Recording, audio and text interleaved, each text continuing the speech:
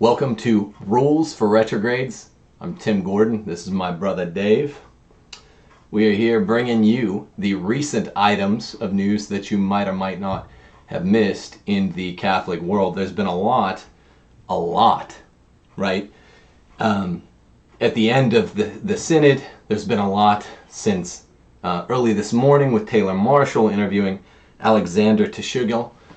Sorry, Alexander, you're a bass dude, but I don't know how to say your name. There's been a lot that slipped in between the cracks as we covered the news and commentary mainly for the last 2 weeks. So I'm going to bring you a couple tidbits that I think will vastly interest you that we've missed over the last couple weeks. What do you say about that, Dave? Yeah, I'm looking forward to it. Should be a good show. Ball's in your court. Let's go. So, first off, we're going to talk tonight about this article that ran November 2nd in the Washington Examiner by a man named Jeffrey Cimino. The article is entitled, "Traditional Catholic Parishes Grow Even as U.S. Catholicism Declines." Very, very interesting because they don't like to admit the victories are piling up on the side of traditional Catholicism.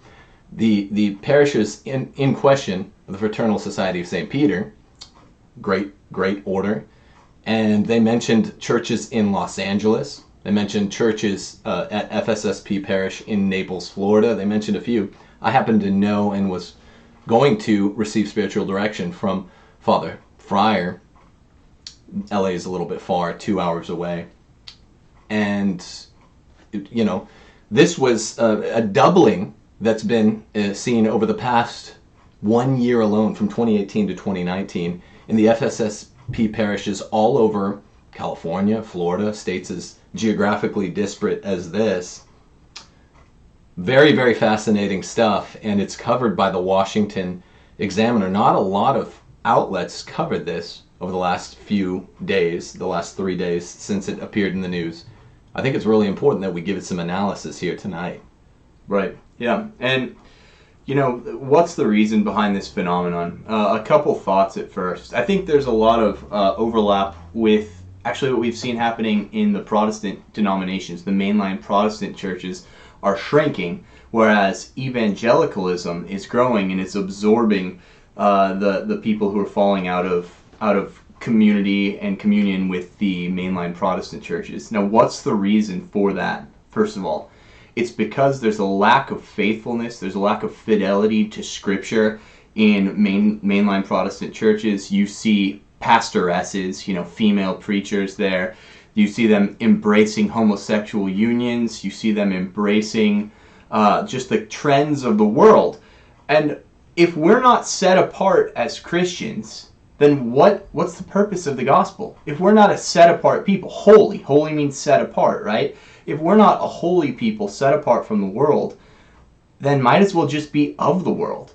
If we're going to, what's the point in congregating, gathering, talking in Jesus' name, if we're just going to be part of the world in our doctrines, in our praxis? There's no point. And I think people get that intuitively. They get it fundamentally. There's no purpose for keeping up the ruse of being a Christian set apart from the world if we're going to be part of the world in every facet of how we practice the faith. Yeah, think about this. Now, I deal with young people and, teaching them Catholicism, teaching them philosophy. The funniest thing out is the boomerism that with young people you have to talk to them differently than you would in intellectually secure terms on intellectually fastened ground. It's a bunch of bull roar, frankly. Right, patronize them. Just because people love that when you They do. Talk down to them. What's up, bro? Yeah, go in there with a backwards hat and try to keep up with the fashions of the day. They don't like it at all. He dresses like me. I guess I will listen to what he has to say after all. Maybe I should go to. This is seriously. If anyone has two brain cells to rub together, they can see why that patronizing attitude is obnoxious. And people can sense, Tim, you don't have to be a genius to be able to sense when somebody's being phony. I think that's that's at the root of it. That is when it. somebody comes in and you have like the youth pastor appearance with like the torn jeans and the flannel shirt, it's like, come on, do you really think I'm that stupid that I'm gonna buy this little this dog and pony show and want to rap with you about Christ just because you happen to dress up in like styles that you think speak to me, or whatever MTVism there might be? That's right. That's right. Yeah, I like that. I like that a great amount. At the root of this is a phoniness versus authenticity issue. Actually, I want to jump in 1 second and say we are pleased to bring you Super Chat tonight. We are live and monetized. You can ask us your questions, people out there in Retrograde Nation. You can ask us, make comments.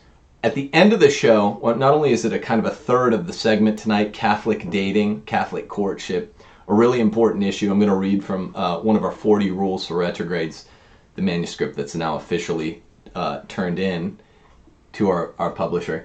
But I expect to be taking a lot of questions and comments on Catholic courtship. I've been getting inundated over the past week by people asking, how can I find a quality Catholic woman or man? So we're going to do that. So we are on Super Chat tonight. I'm representing also, as a quick side note, as we get the ball rolling here, Carry a Cross. I'm wearing the shirt. Great Catholic products. If you go over to CatholicCarryYourCross.com, they sell great stuff, and they help sponsor the show and helped us get the ball rolling with a logo, if you like that logo.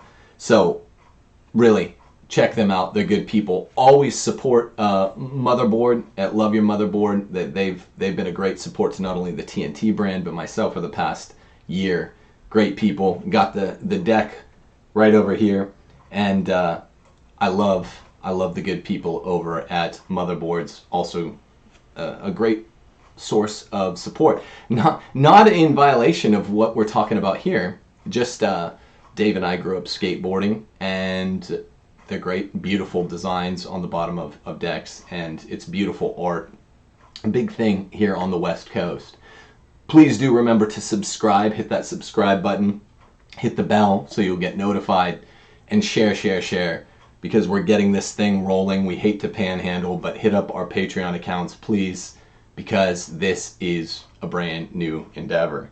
And I just want to add, we need to support each other as faithful Catholics, support each other's companies. Look in your church bulletin if you're at a traditional parish or somebody is Orthodox, because we are such a tight-knit circle. It's important to be supportive of each other. It really is. The world rejects us, the world hates us, so it's harder for us to be out there. It's harder for us to make do, to make ends meet. So truly, the people who support this show support the companies that support this show, and we really appreciate that. Yeah, there's a sense of one of my favorite 30 for 30 ESPN documentaries. They're just some of them are really well done. We were interviewing Buster Douglas last week, so I watched the 30 for 30 on Buster Douglas beating Mike Tyson. That was a really well done one. My favorite one of all of them is the Bad Boys Pistons one, arguably the best known. Something that's beautiful in not only the documentary that's covered, but on the Pistons team. It was thoroughgoing. It was a piece of the Pistons that was central to their identity as a team, was how the league hated them, kind of like the world. John, what is that chapter? Well, John chapter 5. The world hates us Christians, and so we should band together tightly. Rules for retrogrades. We've talked about one rule we've shared. Retrogrades never frag other retrogrades. We do have to support one another, because when there's all this external pressure from the outside world, it means it can, if you play it the right way, form a very tight core. And this is what we're trying to do. Retrogrades never ever frag each other, and more than that, unite the clans. We've been talking about that with Marshall and Michael Matt all day on Twitter. But more than that, support one another's businesses. It's a beautiful thing. Let me jump in, and it's good. These are necessary things to bring up, certainly, like Rush Limbaugh calls it, the obscene profit breaks. But let me take this back around, Tim, to the phenomenon of, even in the age of church attendance being on the decline, what is it that's making these traditionalist churches boom when everybody else is going bust? And so we started with the analogy between Protestant churches and the growth of evangelical Protestantism at the expense, or I guess they're just not at the expense, but they're picking up the people who are dissatisfied with mainline faithless Protestant churches. And it's the same in the Catholic Church. You see the growth in the traditionalist churches because they take the faith seriously. It's that simple. I mean, there's more nuance to it, but I'd say the root of it, the heart of it, the nucleus of it, is that people in traditionalist circles really believe. And I just see so many priests going through even the liturgy of the Eucharist as if it's a mundane thing, holding the body and blood of Christ in their hands, touching them with their bare hands, as if they were playing a round of golf on a lazy Sunday afternoon. And this bleeds That's what their homily was about. Hey, every homily is an anecdote. I was just playing golf the other day. And so, yeah, it gets them in the mode for the liturgy of the Eucharist. Right. So this shows through. People are smart and perceptive. You know, even if people aren't book smart, not everyone is, but most people have pretty good emotional intelligence, and they can tell when they're being patronized. They can tell when you're being phony. They can tell when you're just going through the motions and you don't believe. And I know in my experience, I've seen so many priests that are preaching these insipid, lifeless sermons in churches full of the meaningless purple felt banners and the tawdry decorations that I know, this doesn't bode well for this person's spiritual life. And that's what it is. In the traditionalist churches, you see beautiful, beautiful structures. You see, the sanctuary is adorned with high art that raises our minds to God instead of lowering it to mundane and earthly things. And you know that these people, if our actions are indicative of what's inside of us, and they are, you know these people truly believe. And I'll kick it to you after this. I would say, Jesus says we're the salt of the earth, but what good is salt if it loses its flavor? And so many new parishes with what appear to be the careerist priests who may have little faith, it's like the salt has lost its flavor, and nobody wants to season, their burger with that, or whatever sort of thing you would season with season your fries. church burger. Yeah. Listen to these stats, man. To get back to this, traditional Catholic parishes grow even as U.S. Catholicism declines, by Jeffrey Cimino article from Washington Examiner on November 2nd. Really fell between the cracks. In Los Angeles, the fraternity did not have their own church until 2018. But mass attendance over the past year doubled from 250 per Sunday to 500. The parish's pastor, Father James Fryer, this guy's based. Like I said, we were going to work out a spiritual directorship, but LA's too far. He commented for the fraternity's website that after his parish added a fourth mass on Sunday, another 200 people came. Just boom. So the true believers from the 70s, they hate this. They call us rigids. They can't stand it. They say that we're unfriendly. Father Fryer's dope. This guy's so friendly. As soon as I went to one Latin Mass with him here in Bakersfield, he stood in for the Latinist in Bakersfield one week. I was like, I like this guy. He's young. He's super smart. He's vibrant. He's sharp. His acuity is high. He's boom, boom, boom, boom, boom. He's firing on all cylinders. And I went up to him after one Mass. So I can vouch for this guy personally. He's based. That's what young people respond to. The young people I teach, when I'm like, yeah, this Boomer Mass is funny. You're not wrong for laughing at it. That's the natural law. Of course you laugh at this. You're not going to laugh if you go to one of these masses, and they don't. You know what we need to do? This is a total, I guess, red herring, or it's a black hole we could go down. But I think one of these shows, we need to list like the 10 most ridiculous, most humorous, like folk rock church hymns, and we could get some input from the audience on that. But I would say, here, in one word, why are people not liking the Novus Ordo Mass, or maybe thinking that like it's becoming a bit faithless, or that a lot of parishes are faithless? Maybe it's the one song, like, I Will Raise You Up on Eagle's Wings, or Beautiful. something to that effect, you know, where it's just, yeah. I don't know, I didn't want to throw that out there. Well, Taylor and I did, what did we do? Well, one TNT was, I think, the 10 funniest aspects of typical Novus Ordo liturgies, and we got big hits with that one.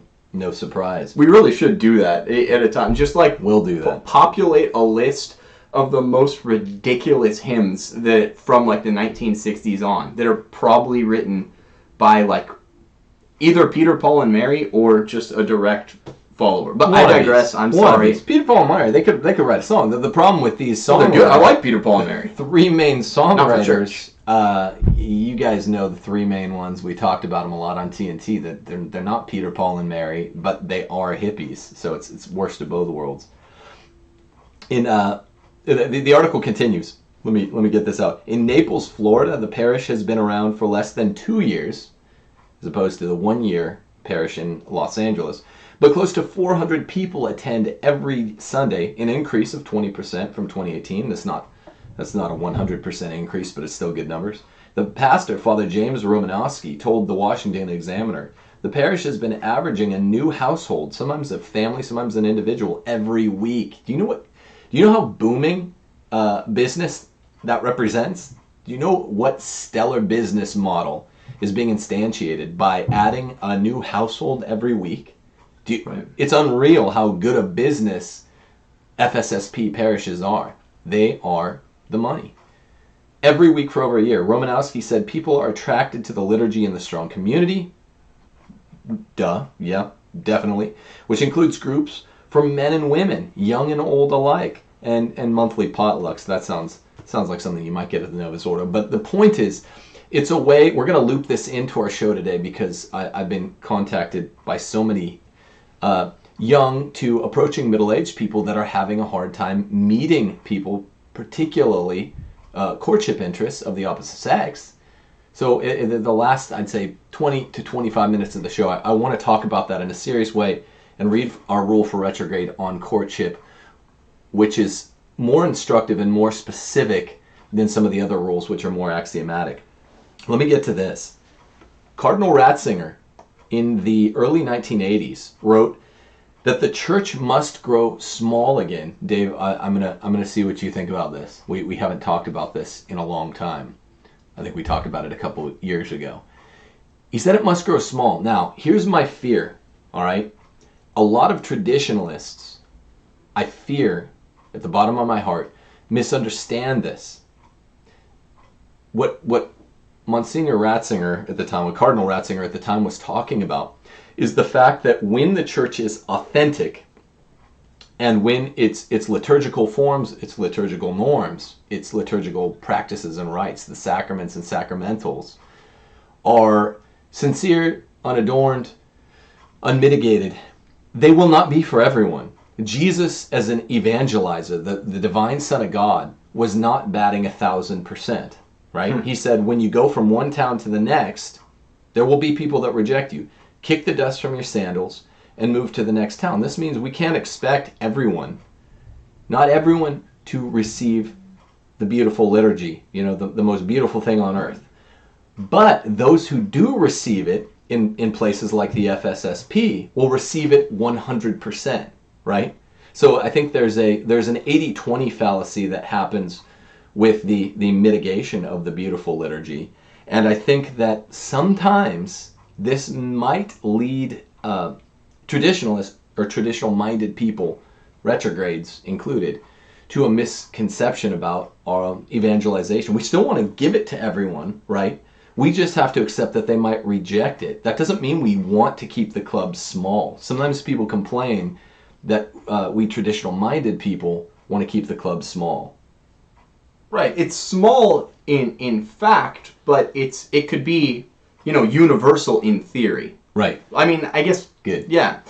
And Tim, you and I actually wrote an article. We co-authored an article, ironically enough, with Catholic Answers magazine on this subject against wimpy evangelization and the fallacy against the fallacy of, preaching the gospel in a way that makes it so that everybody can accept it. Now, Christ is the finest. Well, he's the God-man, but his human nature was perfect.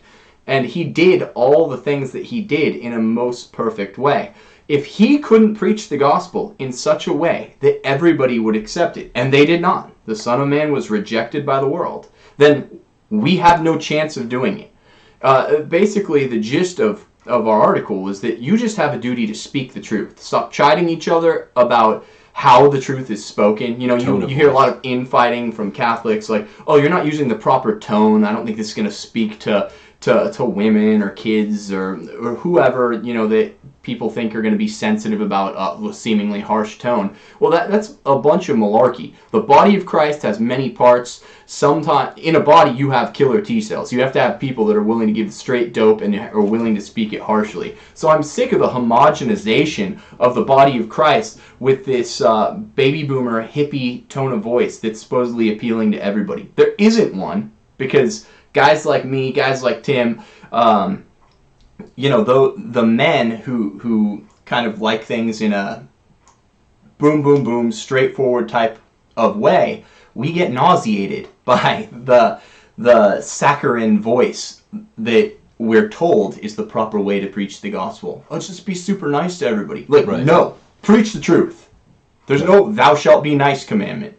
But, okay, so we got to go back. Yeah, the traditional liturgy, and do we want to close this segment on that? Hold on, this is important. What they end up doing, these people that, I guess like such a large portion of our content here on Rules for Retrogrades, we're kind of a geometric mean, I think I said this in the first show, between the neocon type, faithful, good neocon types in the church.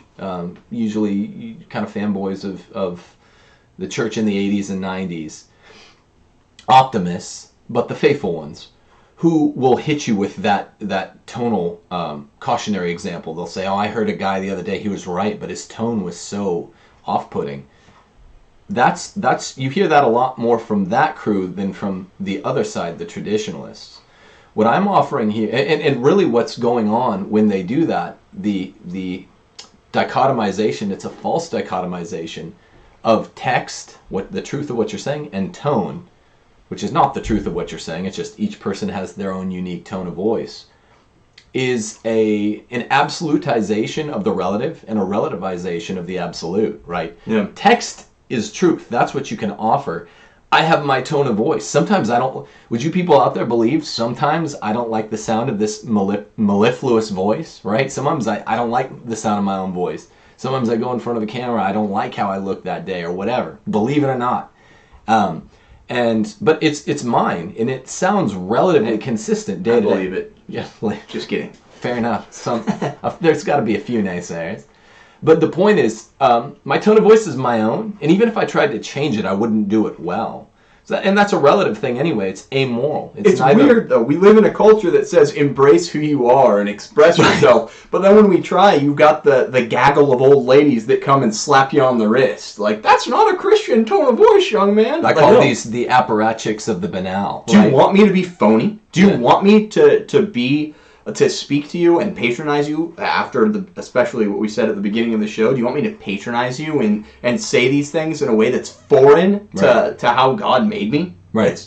It's absurd. It's a contradiction. Like so many other things, like all other things that are rooted in this sick, perverse culture of relativism, it's a contradiction. It is. Stop with the voice. It's relativizing the absolute and absolutizing the relative. They want... I mean, the text is what matters, what you can't relativize. You got, I hate to bang this drum, but Trent Horn published his article today. I was hoping you wouldn't do it. Further, digging the grave, shall I say. No one fragged this guy, but digging the grave of saying that doctrine can change. Okay, that is relativizing the absolute. Well, we're going to have to do a show on this soon because it can't be ignored, but that's not today. But tone of voice is a place where it's fine that everyone has a kind of amoral, unique spot in the landscape, and your tone of voice is your own. Embrace diversity, but don't use your real tone of voice. We don't want to be too different. Right. Embrace diversity, but have an utter univocity of voice while you do it. Diversity only matters when it regards something that doesn't matter, like pigment. But true diversity, like in ideas and mode of expression for the gospel, those are bad. Precisely. Well, let's take it back. Let's step back, because I don't think our analysis I don't think we've done justice to the topic of the growing traditionalist churches yet. What I wanted to talk about was this: the goal. Let's talk about Ratzinger's words. The caution that the church in the 21st century, which is what his topic was. The goal is not smallness. He was not pitching, let's only have a little Catholic club and we'll be more Catholic than the Pope, which used to be just a term of art, a figure of speech. Now it's a real thing. But that wasn't what he was saying teleologically. The aim at the outset is not to have a small church. You want it, as Jesus instructed the apostles, even at the Great Commission, bring the gospel to all nations, right? But Jesus himself didn't bat 1,000. So accept that some people will say, no, I don't like that. Right. God has a universal salvific will, right? He wills the salvation of all men, even though he admits in his passive will, he allows people to choose hell, and he knows that people ultimately will choose hell, even though the divine will is ordered towards universal salvation. Right. As St. Augustine teaches, this is how he knows. He understands and allows our bad choices from outside time. That's how he knows there will indeed, word on fire, apostolate, it will indeed be souls, unfortunately, that go to hell. It's a sad but true fact of Christianity. Now, and that has something to do with, is circumscribed by the smallness of the church that Cardinal Ratzinger was talking about. Let me cue up the next topic, which is actually kind of an exciting development in the October church, which is an important month in the church. It's the month of the final apparition at Fatima, the final apparition at Akita. Both of those dates were October the 13th. And 1 week to the day before that, this year, in 2019, October the 6th, set off a very bad thing, the Shamazonian Synod, Vatican III. But it also saw very early in the morning a new message from Sister Agnes Sasagawa, beautiful 88-year-old Japanese nun who we talked about a lot on TNT, a convert from Buddhism, who was the visionary at Akita in 1973, who received those messages of warning, some people call them Fatima too, from Our Lady. I think that if we loop in this story on Sister Agnes, aged Sister Agnes, and what happened, what she said on October 6th of this year, early in the morning, the day that the Amazonian Synod was getting kicked off, it explains a penitential aspect to the church, a solemnity, a serious mien of the Roman Catholic disposition with which it must always countenance the world. It must always present itself to the world with this penitential aspect, in season and out of season, universally, but especially now in the greatest crisis the church has ever faced. The church has a penitential countenance. And Sister Agnes, we'll get into it specifically, but I think this is the key to unlocking Ratzinger's words, before he was Pope Benedict XVI. Why will the church necessarily be small, even though that doesn't mean that as traditional-minded people, as retrogrades, we want it to be. I think a lot of people struggle with that. Almost celebrate. I'll close it out. It's a great victory that the FSSP parishes are growing so rapidly, but we want to be careful to still care about evangelization, right? This is something so-called trads get accused of a lot, is not being evangelically minded, and we have to be, because it's the greatest means of evangelization. I say the reason that it doesn't work out perfectly, even with the beautiful TLM and all that, we don't bat 1,000% because Jesus didn't. I think it's because there are solemn, penitential aspects of the church. I'll get into specifics in a sec, but I want to hear what you have to say about this, Dave, because we didn't talk about it before rolling tape here.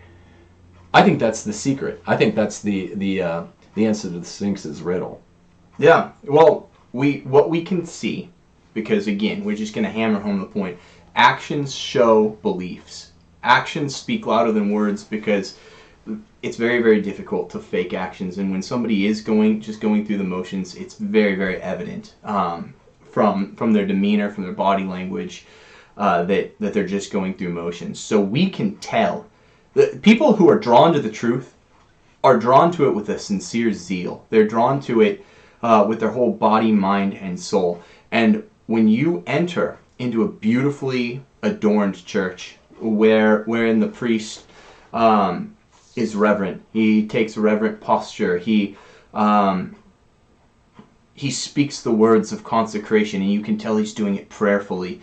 You know that these people believe. You know that this is a place of true faith. Yeah. And as you come into the faith, as if you're a convert and you're really getting your finger on the pulse of the real presence and wrapping your mind around these great divine mysteries, and you go into a church that, is just stupid with felt banners, and they're singing the folk rock songs, and the ladies with mom jeans and open-toed sandals are distributing the Eucharist like it's a Triscuit cracker, and the Stations of the Cross look like mangled pieces of metal that you can hardly tell what they mean. They like those. You can and there's Jesus isn't on the cross behind the altar. He's kind of floating somewhere in space between the cross and the... We call that slam dunk Jesus. Yeah, well, whatever. You can tell that,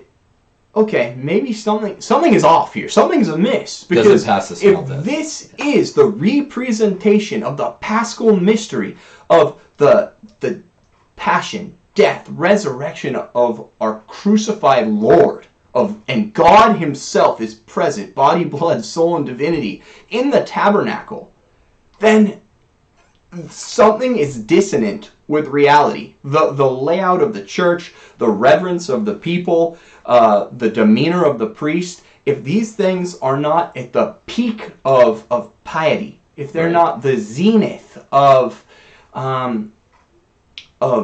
reverent actions, then you know that something is amiss. You know that something's off. The people are belying their true beliefs, because how could you believe that God is present in the same structure as you and not genuflect on entering the pew?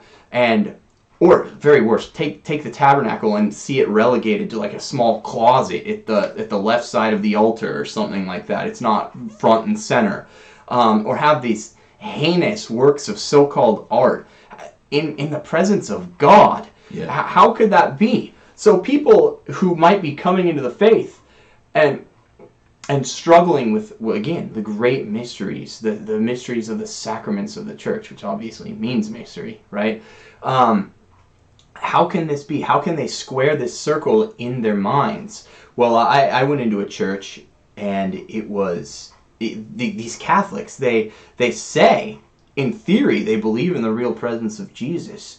And they believe that the priest is acting in persona Christi in his sacramental role.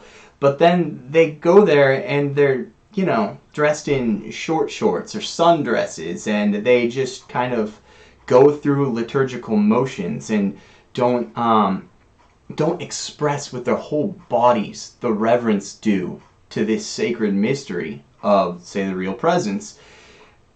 Do you think they're going to believe? Do you think they're going to take that final leap of faith and say, "Amen, I believe"? How could they? They'll look at all the Catholics in the pews and be like, "These guys don't believe. They don't believe their own doctrine. Look at the priest up there going through this mass with a cavalier attitude. He doesn't believe. Why should I believe?" But now juxtapose this with something like an FSSP mass. And you go in and it drips reverence. And the church is adorned beautifully. The altar is adorned beautifully. The tabernacle is front and center. The music is, as is called for, again, in Sacrosanctum Concilium, it's chant. The organ has has been given rightful pride of place. Latin is retained in parts in this liturgy. And yeah, look, there's also there's a sublime beauty that some people simply, evidently, aren't capable of beholding. A kind of profundity that if you show, pick whatever you think the most beautiful drama film is that you've ever seen. Something that's deep and has undertones that are complex and maybe sorrowful, right? Even the sorrowful mysteries of the Rosary were always my favorite. There's a depth there that even somebody that's seen a great amount of suffering in their life simply has unlocked a depth that other people have not yet had access to, that offers a different kind of dark beauty or whatever it is. When we look at the words of Sister Agnes at this new set of mini revelation from a vision she had, same angel, she says, from over 30 years ago, on October the 6th, she says that the angel is admonishing members of the church to cover themselves in ashes, not literally. She interpreted this as a symbolic penitential thing, and to offer up a daily penitential rosary, meaning almost as if we're emphasizing at this stage in the life of the church the penitential, the sorrowful. Every day give a sacrifice, the angel told Sister Agnes, who's now 88 years old, and by all accounts she was not expecting to receive any other visions from this angel in her life. She's got a tumor in her neck, she has broken ribs, she's broken down, and probably awaiting the return to our Lord. So it's in October. I want to go through. I want to get out the skeletal facts here. This is very interesting to me because I've always been devoted to Our Lady of Akita, with the weeping wooden statue of Mary that was speaking to, at the time, deaf Sister Agnes. She began being able to hear for those 6 months. For one thing, on October the 13th, the marker for both the final Akita apparition and the final Fatima apparition, the 6th of 6th at Fatima, where Our Lady revealed to the three seers the miracle of the sun. Japan, on this October the 13th, 1 week into the Shamazonian Synod, was hit by Typhoon Hagibis. This she thought was relevant, and commentators who actually picked this story up, which really got pushed to the wayside, have thought that this has something to do with the penitential message, not only of Fatima, but of Akita, and the continuing need and the continuing exigency. I think it would be growing urgency, as the message is not necessarily a good one. The way I have it rigged up in my mind, anyway, is that while traditional Catholic parishes are booming, the people that are capable of going there, we're talking about authenticity of spirit, are the people they've wrapped their minds around the idea of the beauty of sacrifice, right? The beauty of expiation, and the beauty of not only joining the church in its most dire hour, but staying in the church in its most dire hour. I mean, there's something to, it's like getting in a really good business on the ground floor, or something like that. Is it? What do you think of that? Yeah. One thing I always wonder with these Marian apparitions, and I don't know if we have any insight on that, it's just something I've mulled over that I would put out there, is, when Mary has appeared and asked for rosaries to be prayed and acts of penitence to be undertaken, like at Lourdes, like at Fatima, then how do we know when we've reached that threshold of enough people heeding the message and praying the rosary that some of these, dire consequences can be avoided? And that's something I've kicked around in my mind for a while, because I want to do the will of Our Lady. I truly do. And I know that all the faithful Catholics out there feel the same way. I wish there were some metric we could, obviously she's not going to quantify it, like pray 6 million rosaries and then this will happen.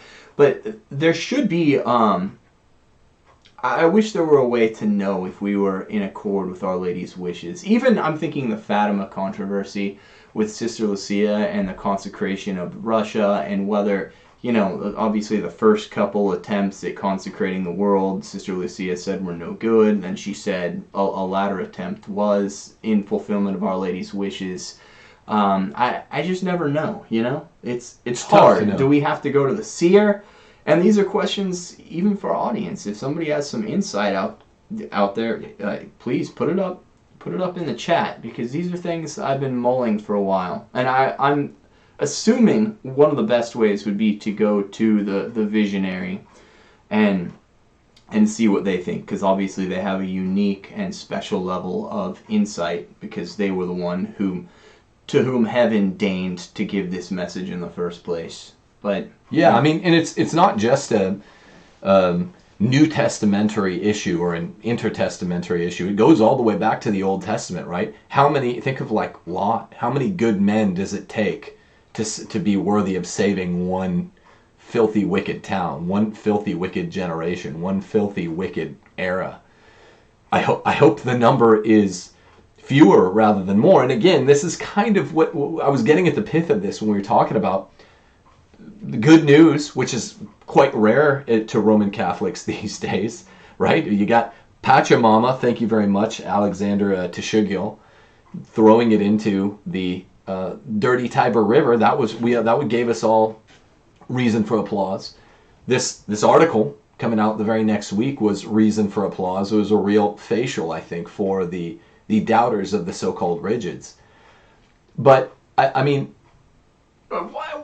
what's with the rigid? I just hate every time I hear that modifier placed upon the faithful who just want to see Christ reverenced as he should be. We hunger and thirst for this justice, this righteousness of Christ being reverenced the proper way in liturgy and in the lives of the faithful.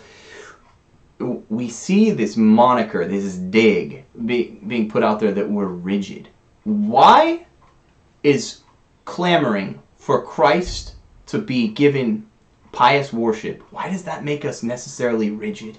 Who devised this diabolical nonsense? Who came up with this? How did this catch on? Not rigid. It's just hungering for Christ to be given the honor that he so richly deserves, the worship that he so richly deserves. Well, it's a beatitude. It's a hungering for righteousness. This is righteous. This is literally the justice where you want God to be given his due. And the church teaches this. It's not just the faithful.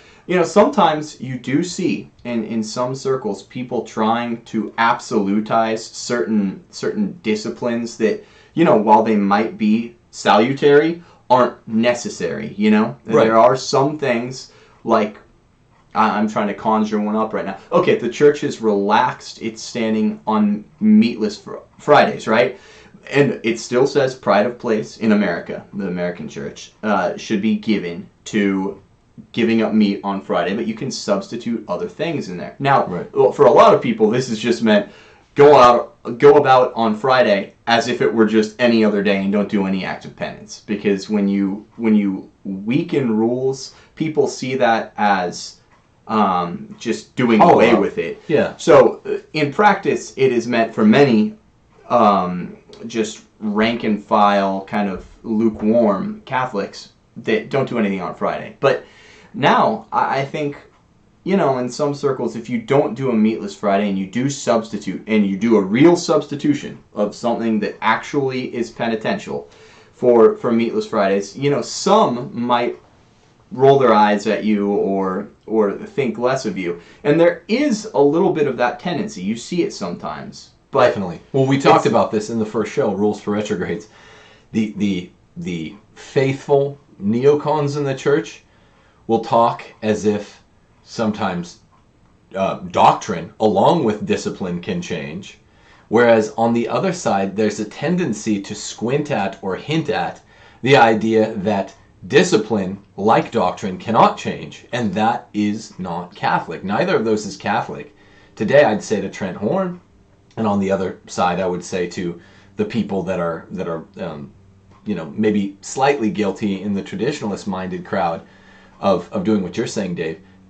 The Catholic teaching is doctrine cannot change, discipline can. Everything goes back to this. We're getting questions in the super chat now, I'm seeing, even wherein the proper answer, whereas this response would be a rejoinder to your question. It's disciplines can change, doctrine cannot. Well, the fact that discipline can change means that it can even change for the worse. That's not what we want, but it can be done. You get opposite extremes saying whole hog, doctrine and discipline are together and either can change or can't change. Let me bring this around, though, kind of full circle to the conclusion. So, the church, although some things can change, what the church teaches is in liturgy, the praxis of the faithful must be reverent. It must be fitting for the solemnity of the Holy Eucharist. So some things aren't allowed. Some things, it wouldn't be allowed to bring an electric guitar and a drum set and just have a full-on rock and roll concert, right? I think I'm choosing just an absurd example because I think everyone can get behind that. There's something in us that recognizes when certain behavior is irreverent or impious. So that's not rigidity, though. There's just something intrinsic to certain acts that isn't reverent. Just like in Scripture, we know at the name of Christ, all the knees of the faithful in heaven will bow. So the knees will bow. There's something intrinsically reverent about going down on your knees and showing through your posture reverence for our Lord. So we're not rigid. We just hunger for justice. We hunger for righteousness, and we want to see Christ reverenced as he should be, because we know the truth that he is God incarnate, right? And I just can't stand this dig. I think it's kind of funny. I mean, like retrogrades a dig, deplorables is a dig, rigids is something that I've embraced, but it's groundless, certain enough. Well, what we need to do as we kind of tie these themes together, traditionalists, traditional-minded people, retrogrades out there, the new message from Akita, to me, I was really excited to see that there was a new message from Sister Agnes. And what we were saying at the beginning about even sponsors, carryyourcross.com, these are good people making cool t-shirts and good logos. They helped us out with ours. When we band together and we accept that the world will hate us because it hated Christ first, this means that people of the marital vocation who are 20-something, 30-something out there, unless they have a solid community around them. Chris, who again couldn't be with us tonight from LA, we got to get him in for the live show at least once. But he calls it apostolic. What does he call it? Apostolic subsidiarity. And it means we need to take care of each other. We need to circle the wagons. This is another one of the rules for retrogrades. Circle the wagons and look. It depends what city you live in. I was talking to some really good people in their 20s and 30s.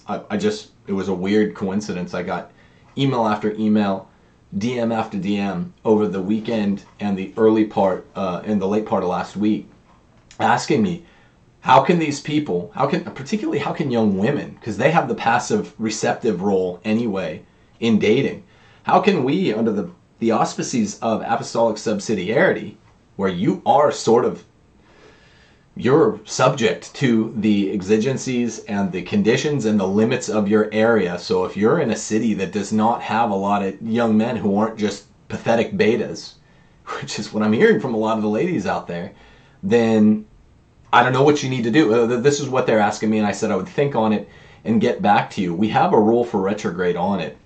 And here's, as we're kind of emerging as the primary voices in the anti-feminist movement on the right and on the Catholic right specifically, I want to say this.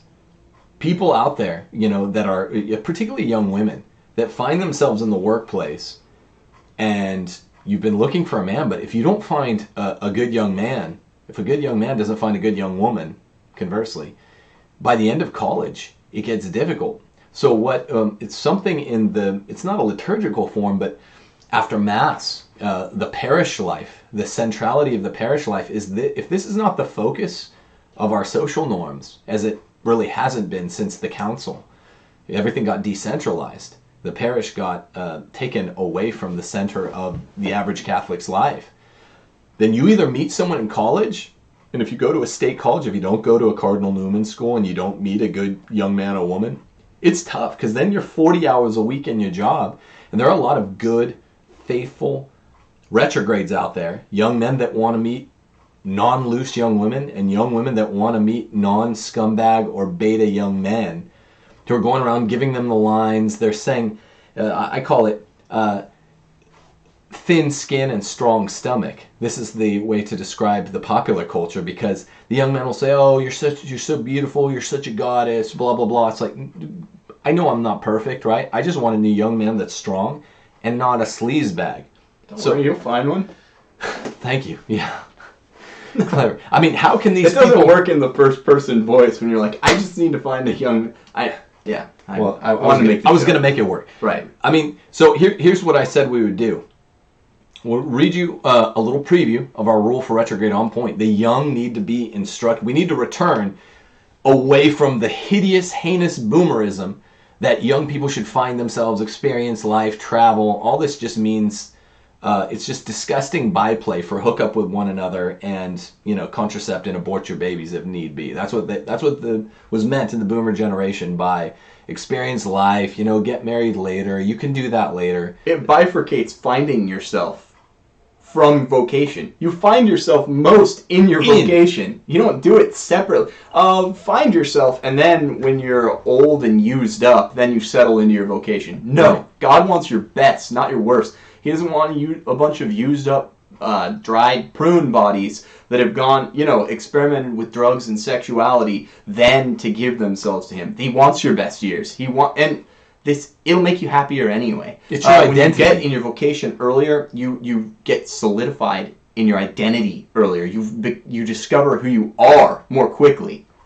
Yeah, it's your path to salvation. Look, if you don't seek ordination, if you don't find a vocation in the cloth, that means the way that you, as a young man, are to get to heaven is through your wife and the kids she will bear you. If you're a young woman, then your identity and your vocation is in the young man that you seek out and find and the kids that you bear him. Right. It's beautiful. This is your truest identity. Don't put this off. Now, can some people meet a spouse in their 40s? Just because the culture is so anathema to the Christian now. It hates us so much. It hates us so entirely that, yeah, it's a really toxic culture for finding another good young person. If you're in a city, San Francisco, Portland, Seattle, Los Angeles, San Diego, these are all West Coast cities because I live here. I'm West Coast minded. It's apostolic subsidiarity. It might be genuinely hard for you to meet someone. Sure. It can be done. Let's, why don't you do the rule, read the rule out, Tim, and then I've got some analysis on this too, because, I have been at a Cardinal Newman school somewhat recently, right?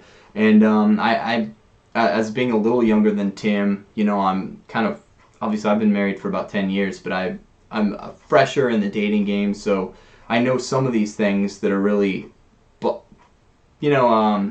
perturbing the culture that are maybe more recent phenomena. Not to date you, because your analysis is going to be spot on here too. But I have some. What's that? I don't want to date you. All right, yeah. Rule number 20: all retrograde youth, those opting against the religious life, must be raised so as to be disposed to marry as young as possible, and then to procreate abundantly. I'm going to skip around here a little bit.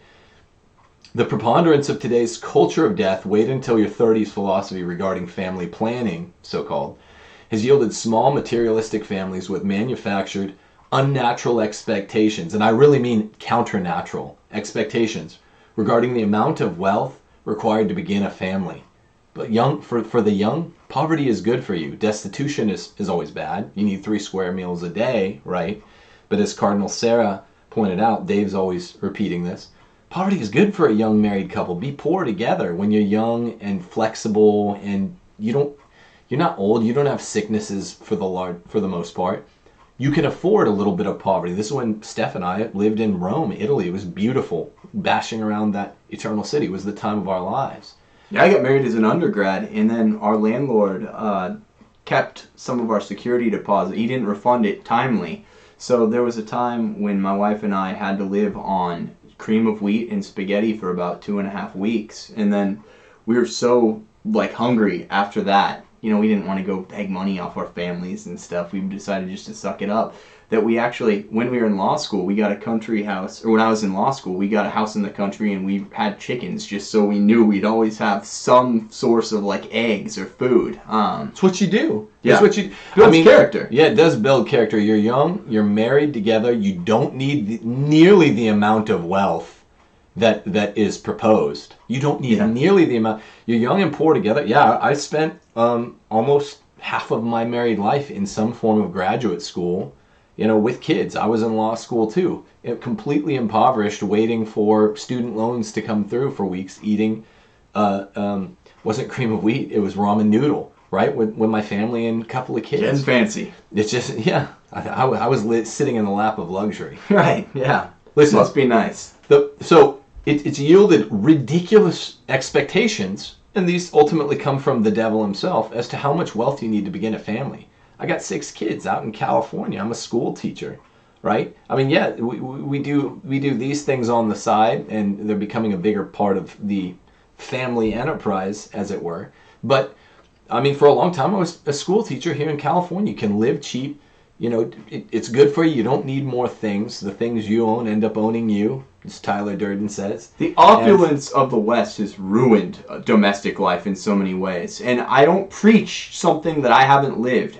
Immediately out of law school, I got a job clerking for a judge, and I raised 2 kids and, provided on one income for my wife and my 2 kids on around $39,000 a year. And we had a couple $100s extra each month where we could buy, a small luxury, maybe it's a blanket or something that we really wanted, or just a nice dress for one of our daughters or something to that effect. But we had a little bit of money at the end of each month on that very, very modest income. So when I hear people talking about, oh, we need 2 incomes, and it needs to be, $92,000 a year or else the children will starve, I just scoff, because that means you've wasted your money in a profligate way.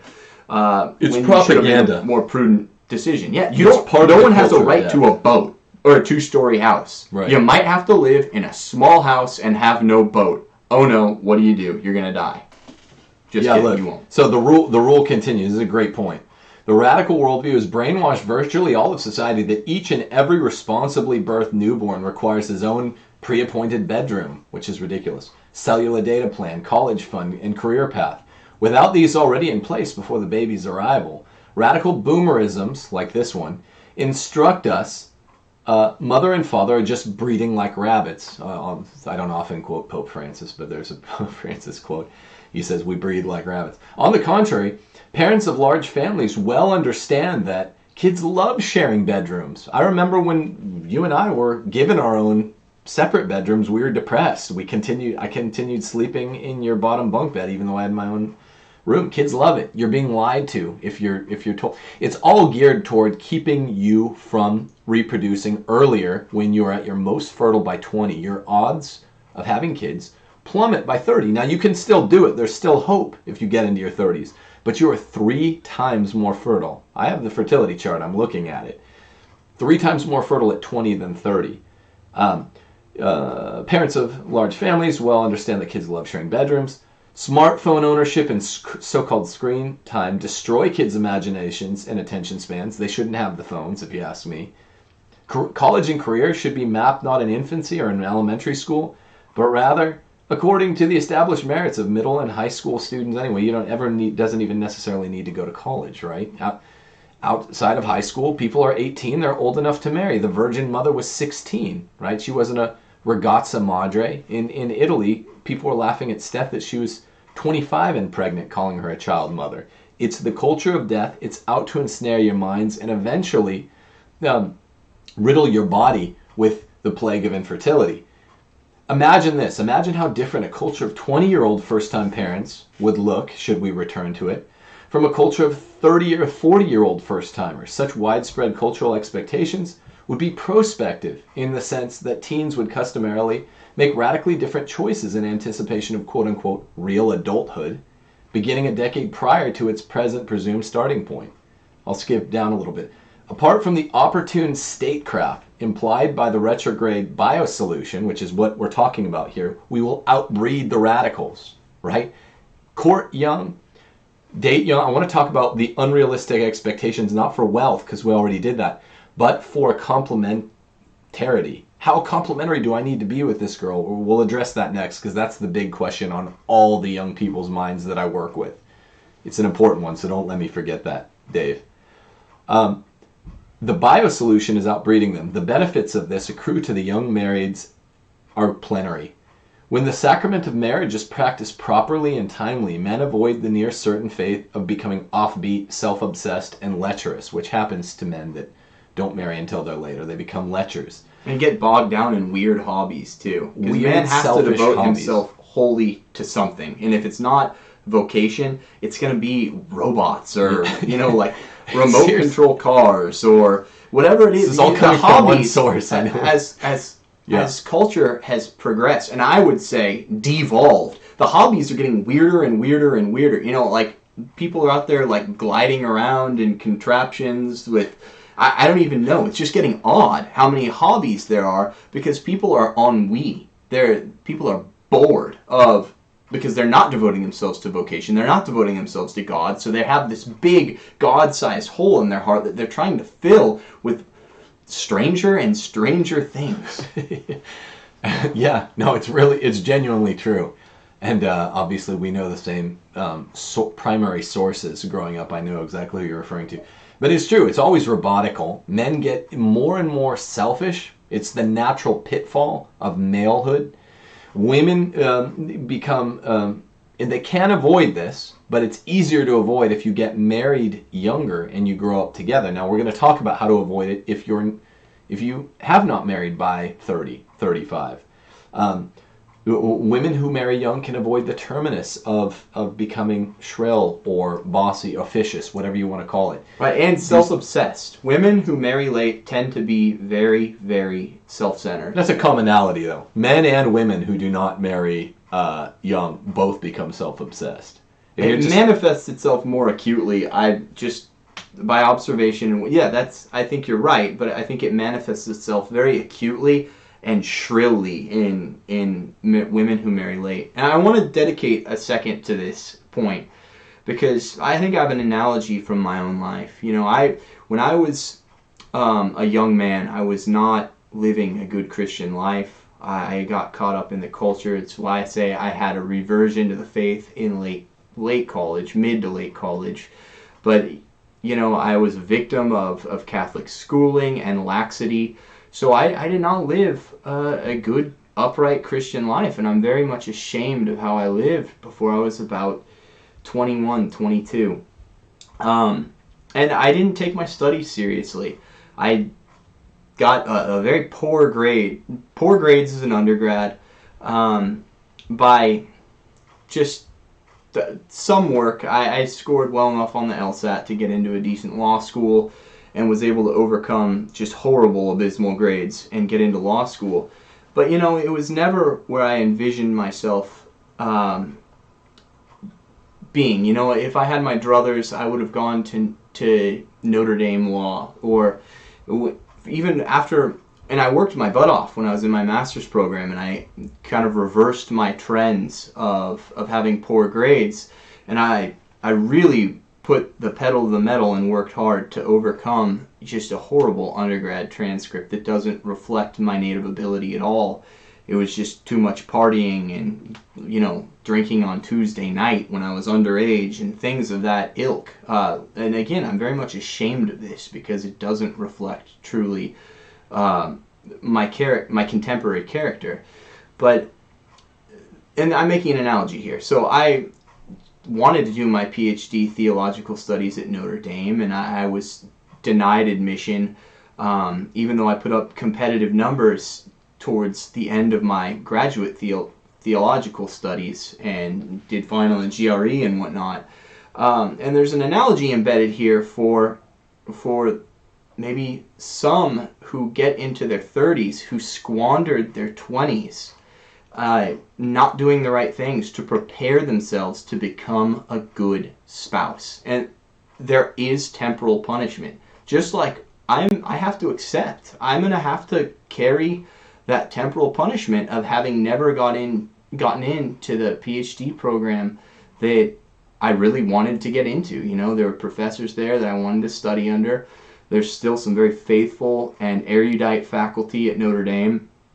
And I have to accept, like, okay, although my character now has developed to a point and my work ethic has developed to a point that I might be able to play with some of the big dogs out there, it's just, why me? Why would I get admission to this very prestigious program when there have been people out there who've been working their butts off since they were 18 years old to be at a place like Notre Dame, and rightfully so. So there's a part of temporal justice at play here, and this is a hard truth. If you're 34 years old and unmarried and you squandered your 20s partying, carousing, or just, living a lax life, the one devoted to, bouncing around, going on vacation, just not making yourself a good future spouse, not preparing yourself for your vocation, you might have to countenance the fact that you aren't going to find exactly I'm not saying this that you're fated to this. I'm saying that perhaps you have to admit of the fact that you're not going to find somebody that is your absolute dreamboat, or you might not be able to find a spouse at all. And this is a may. You might be able to. You might be able to find a good Catholic spouse. Well, but there is temporal punishment, and when you have squandered your youth not preparing yourself to be a great spouse, why do you think you're entitled to one? And it's a hard question, right? And I've had to grapple with this myself. Think about complementarity, right? Bring it back around to that. Because there's a good bit. There's just God's justice is His mercy. So for people, there's a wide range of people that fall in this category that I think even people I've been hearing from. With some people, yeah, if you party till you're 40 or you party till you're 30 even, it might be hard to make yourself appealing given that kind of track record. Now, there might be other people your age that are 30 or whatever that did not do that, right? That did not party. Maybe they were looking the entire time. That's a class of people as well. Irrespective, what applies to both classes, because they are different classes. One class is dealing with God's justice, is His mercy, and maybe look down the long barrel of the possibility of life alone. That's a reality for some people. It's a tough saying that might or might not be the case, but it's never too late. And the complementarity I find of men and women. This is an issue that plagues young people that I know, graduates that I'm close with, that I taught in the past, college age kids, post grads. In law school I would tell kids about this because I was married with 2 kids already in law school, 1 kid, in the in and out of the children's hospital. Complementarity is another most dire teaching of the church, of our beautiful patrimony, that has been utterly abandoned. Complementarity means that between men and women, it doesn't apply to same-sex people, obviously, there is a natural concomitance, there's a natural fit between virtually, in theory anyway, any man and any woman who are committed to the sacraments, committed to one another, and are at least in some minimal way attracted to one another. So the way that the secular humanist culture talks about your match, even though it's the culture of filth and carousing and sexual fornication and perversion, they talk like starry-eyed, dewy-eyed teenagers about fit and match. Right. They talk like, there's one soulmate for me. It might be someone in a rice paddy in the foothills of whatever, the Nepal. It's like, well, what do? I have to sample every woman before I get married? And this is what a lot of my students ask me. Right. Like, how do I know if she's the one? I'm like, here's how you know if she's the one. Men and women, you do need to be attracted to each other, which is something I want to talk about in a second. We're not Donatists, right? Which is why it's good for men to lift weights, work out. Women, work out. Keep yourselves fit. We don't hate the body. We're not Donatists. We like the body. The body reflects something of our soul, right?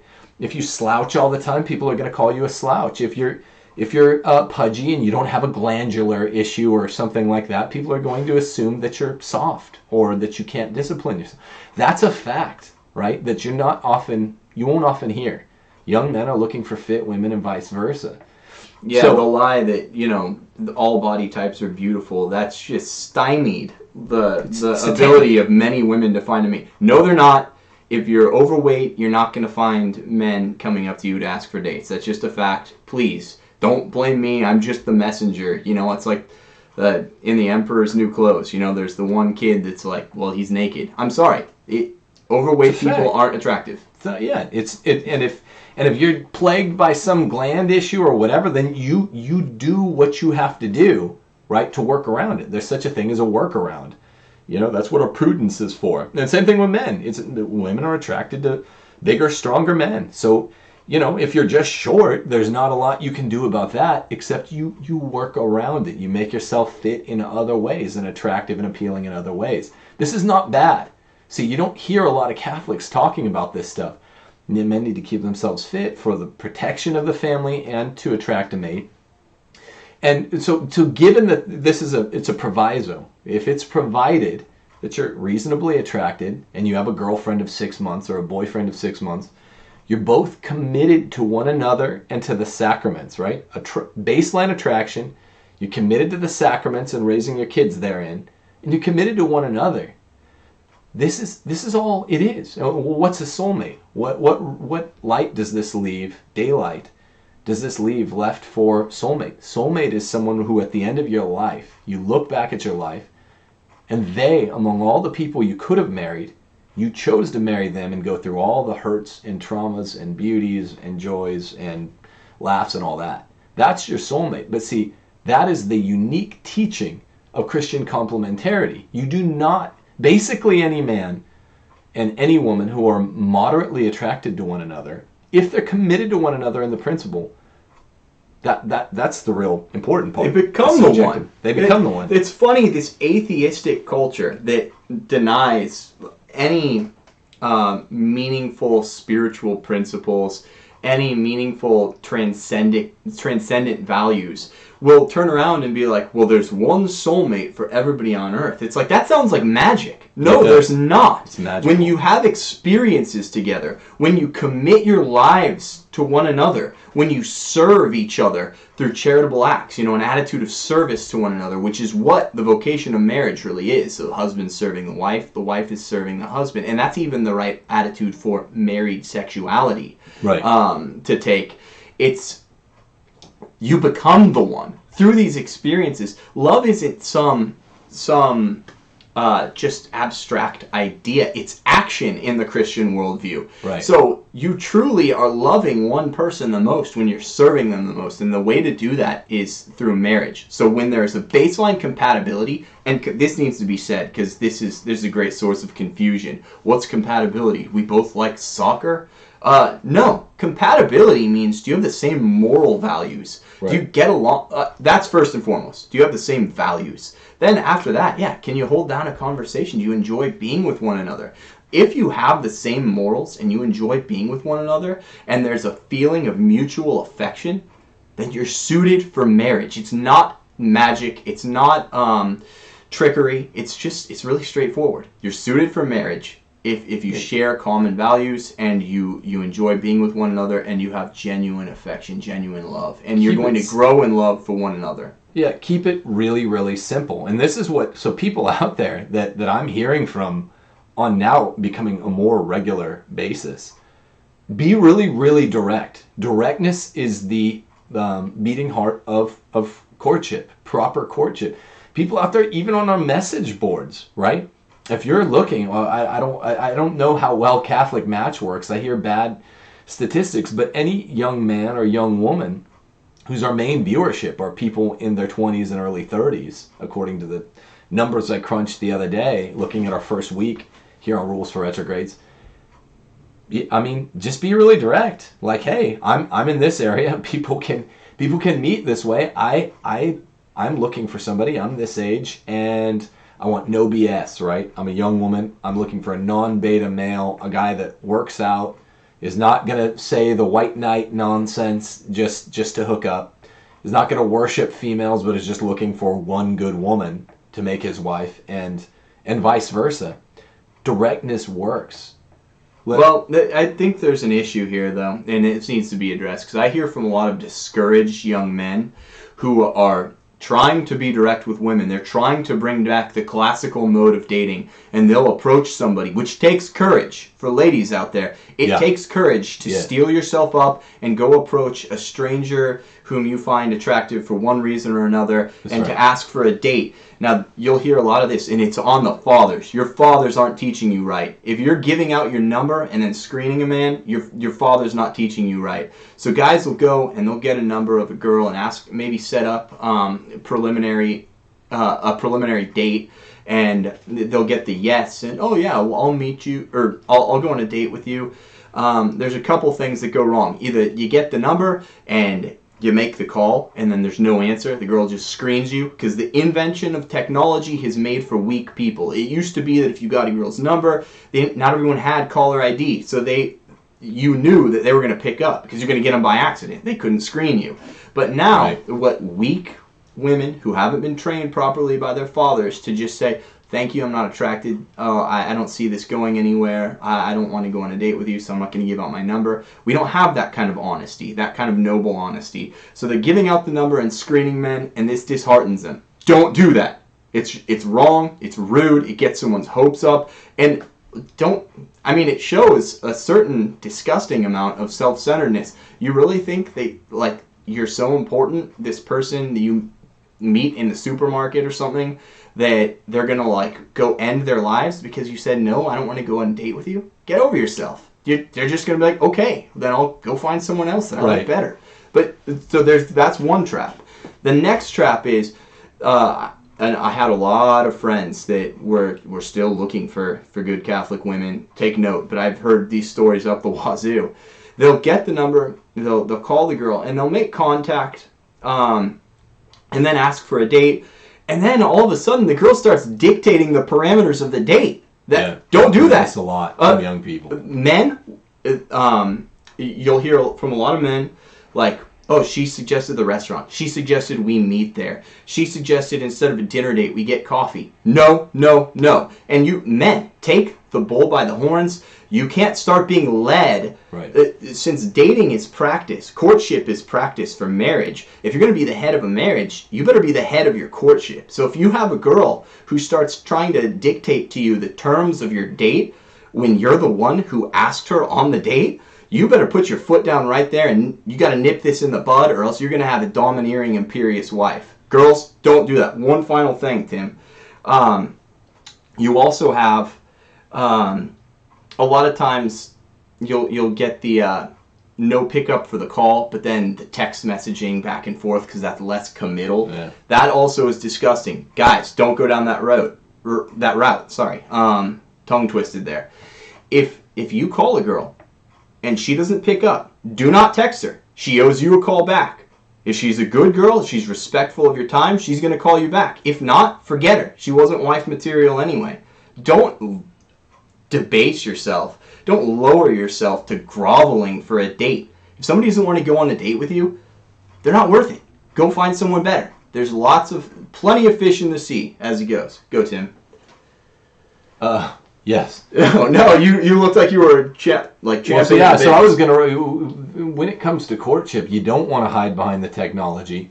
You don't want to hide a no behind the technology, and you don't want to hide a yes behind the technology. It's really, really toxic.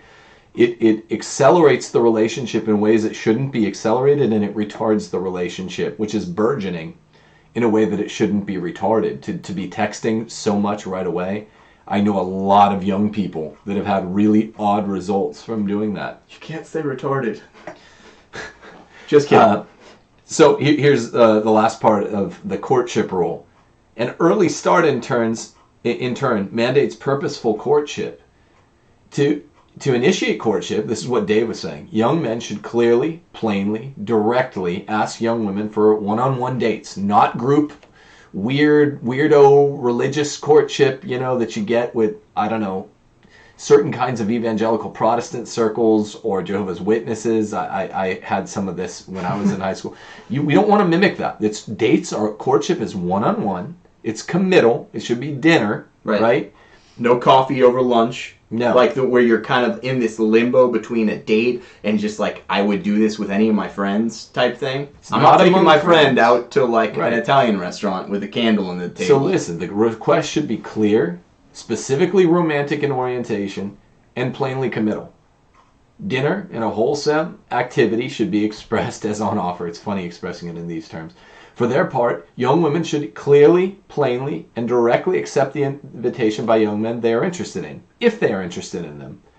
Just as the offer should be unconditional, so should the young woman's acceptance be. Young women should not request a group hangout or any other kind of condition, a pre-date coffee or lunch, any condition precedent to the date. These all constitute breaches of nature, breaches against nature, and breaches against the really kind of awkward position of pre-first date and first date itself. Like matrimony, the first date necessarily involves two and only two people, not your parents, not what your friends think, not what your brother or sister thinks, not what your mom or dad think, or they have bad advice. The boomers have riddled this generation with horrible, sterile dating advice. You really want to take advice from people who set up the sexual revolution, who had promiscuous relations with dozens of anonymous drug-addled strangers? No thanks, boomers. Yeah. Keep your forked tongues behind your teeth. No, thank you. Thank you. Yeah. Wait, Tim, can I ask you to address something? Do me the courtesy of addressing this. Yeah. We hear, and I think when I say this, all the guys listening, maybe the young dudes listening, are going to breathe a collective sigh of thank you for addressing this. The women who are like, we need to be friends first.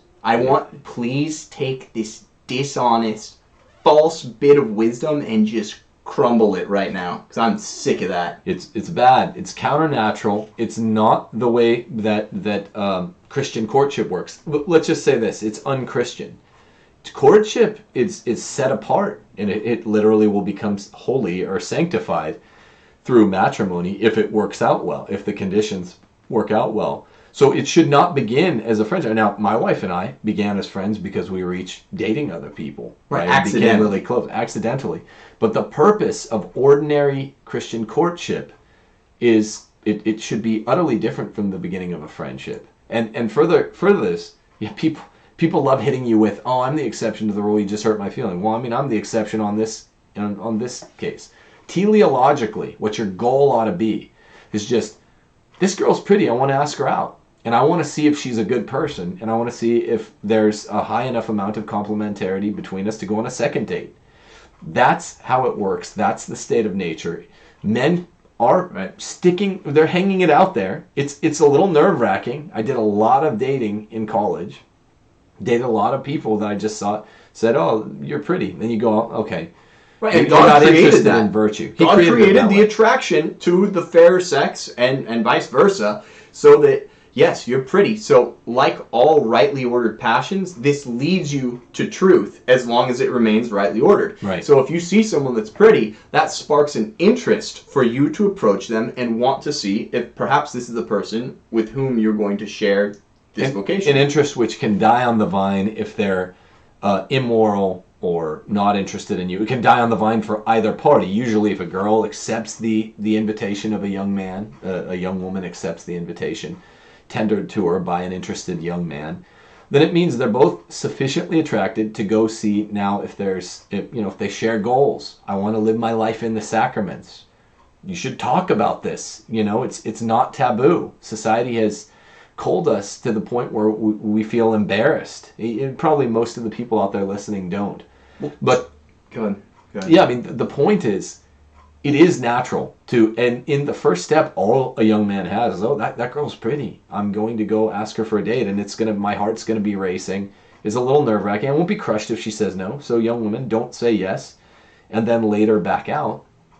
Directness. Right. What's going to hurt someone's feelings more? Like, I spritz on some cologne, throw on the tie and a blazer, and then 5 minutes before our date, I get, like, the text, like, oh, I have to stay home and pluck my eyebrows? Or just you saying, I don't really want to hang out with you when you're at Vaughn's and I approach you in the first place, you know? No thank you suffices. Yeah, it's far more crushing. And we've seen this happen to lots of young people, students, ex-students of mine. Just everyone be direct, polite, and we can make this work. We're all in this together. Wait, right? The friendship thing, it's a lie. That's what's rotten with this line of, let's just be friends first. Well, if I'm approaching you to ask you for a date because I'm attracted to you, I'm not just trying to be your friend. I'm trying to be this very special kind of friend, which a spouse is, right? This friendship that's rooted in eros, which leads to the agape love in the end, right? But I'm not just trying to have this storage type friendship with you where I would like go up to Tim and be like, hey, you want to grab a beer? So it's a lie, and nothing that's a falsehood can ever produce good fruit. Men, don't succumb to this. If a girl says, I want to be your friend, say, I'm sorry, that's not why I approached you. I was looking to explore, the possibility of having this deeper vocational relationship with somebody. I'm not looking for a friend. And this is the most obnoxious part about that line. Like, girls, we're different. When we just want to have like a friend, a guy that we can chat with, I'd rather it be a dude, because then I can burp and tell uncouth jokes and things that I wouldn't say around you. So, don't flatter yourselves. Again, if I just wanted a friend, I'd go to one of my buddies where I had a relationship develop organically, because we both liked basketball and we have all this stuff to talk about. I wouldn't be, yeah. I mean, this has to be out there because it's nowhere. It's part of the feminism thing, which is hurting men, hurting women, and it's got to get out there. It's a Band-Aid, needs to come right off. I'll continue with the rule, and then we'll get to your questions. Like matrimony, the first date necessarily involves two and only two people. Some calculated risk. You can't avoid it. Don't try to obviate the calculated risk, or you end up running into these landmines we're talking about. Unmitigated mutual interest. You're both interested. That's what engages you in the risk in the first place. And mutual commitment. I'll go on at least one date with you. That's what I'm committed for. I won't back out. Please, you don't back out either. We don't have to go on a second date if we don't like each other. If any one of these mitigators appear unnecessary to the young woman, she should simply and politely decline the young man's invitation. No thanks. I'm flattered, but I'm not interested. You never hear this anymore. Young men get yeses because the culture has instructed these people to be so non-confrontational that they're incapable of even saying no, and then back out. And they end up texting the whole time. Courtship should last only as long and no longer as the man reasonably requires in order to discern his compatibility with a woman, and then to tender to her a timely marriage proposal. I know the women are saying, well, what about my choice? That begins once the marriage proposal is tendered. Such a period of discernment should occupy a varying span of months in duration, not years, not a decade, right? Not 6 years. If you meet someone, parents out there, boomers, if you're listening, I know there are a lot of good boomers. They're just not by portion, but they're by total number, there are lots. If your kid meets a good girl, or your girl meets a good guy freshman year of college, it's really it's unnatural. They are not going to want to get married in 4 years once they have their college degree. This has become a huge issue that I heard multiple times. It is unnatural, and that probably means that they're having premarital sex. Right? I got married as an undergrad, and we made it, and especially with the modern system of grants, there's so much out there for like very, very poor undergrads. There's no reason to put off marriage artificially just so you can have a college degree that probably won't yield a job anyway unless it's in a hard science. So, and sure, I got married as an undergrad because I knew I was going to law school at the end, and it's like, well, I'm going to be in school anyway. Look, a lot of parents will say, well, at least get your undergrad degree. You can't get a profitable job in this economy with an undergrad degree, so it's no more useful than having just a high school degree. And what are you telling me? There's a substantial difference between. I know this is the first time many of you are hearing this kind of talk. This is Rules for Retrogrades, is what we do. There's no difference between being a second-year college student, undergrad, and being a second-year grad student and being married. Right. It's absolutely identical morally.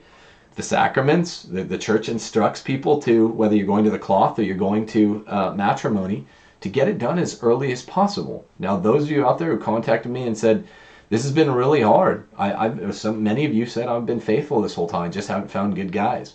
They're out there, and I know because I hear more often from good guys that are looking for good girls. Meet each other in the chat. Hell, I mean, you do what you got to do. That's what we're talking about with workaround principles. And this stuff is superlatively countercultural. And guess what? Of all the years I've taught high school since I returned from the law to teaching high school, the most controversial things that I tell my students, not anti-abortion stuff, not anti-contraception stuff, not anti-divorce stuff, not anti-tranny stuff, which I talk about this stuff all day long. We're in a little conservative enclave in California, so that doesn't piss anybody off. The only thing that's gotten parents mad at me in this mostly politically conservative area, theologically inchoate, but politically conservative, is saying, hey, yeah, you get married young. A great priest I know in Southern California, I won't mention names, goes into sophomore and high school classes and he says, okay, you guys are 16, you're old enough to get married, you could have a kid right now. You know, we had dinner with this priest, with Patrick Coffin a month or two ago, and it's hilarious. It shocks people, and it makes conservative, maybe ex-boomers or whatever who thought of themselves as conservative. I don't associate with the hippies, they'll tell you. It makes them as disconcerted and as uncomfortable as the hippies of their generation. Well, especially with regard to their daughters, too. They're very protective. It's because some of these parents have envisioned, oh, my daughter's going to be a dentist, and if she gets married young, dental school goes out the window. All this also ties into, women's proper roles and not being breadwinners, but being receptive spouses, and kind of passive and at home and domestic. Right. So you'll get the fiercest pushback on a lot of these issues from, you're telling my daughter to marry young? Well, she wants to be a hotshot lawyer at Kravitz in New York. It's like, well, too bad. Then you're going to ruin her actual life, her vocation, because you want her to make $160K a year at Big Law? That's too bad. Your priorities are messed up.